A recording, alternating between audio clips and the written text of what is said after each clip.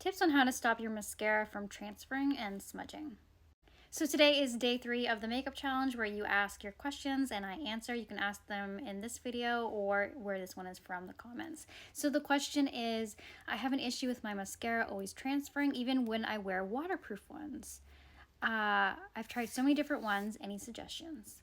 Okay, so my first suggestion is to maybe switch out your mascara. Whether or not it's waterproof, it might not be enough to stop the transfer from happening. So instead of using a typical mascara where basically you're just applying pigment and what that's doing is lengthening the lash, you can use something called a tubing mascara. And tubing mascara basically encapsulates the lashes, and that might help a little bit more with the transfer, especially when you're like smiling and your cheekbone is always hitting and then you have like mascara all over the place.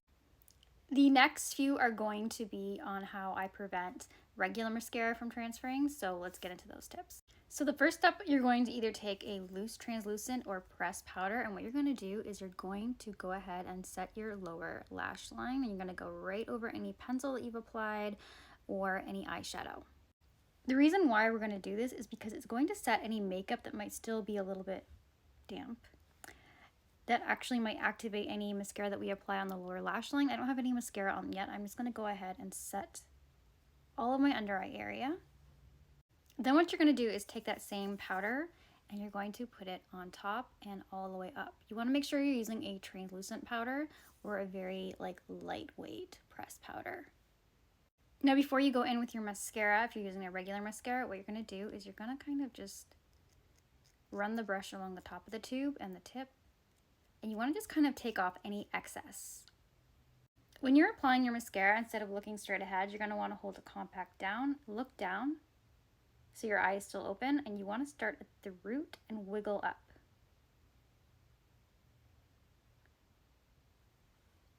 Now before I go in with a second coat, I will go to the other eye and just kind of allow each coat to dry.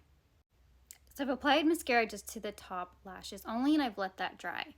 Now I'm not going to go in with this tube onto my bottom lashes because it's going to be way too much product and less is more. So what you're going to do is take either an angled brush or a flat brush like this and just kind of lightly pick up some product onto the bristles. Then essentially what you're going to do is paint your bottom lashes with this instead.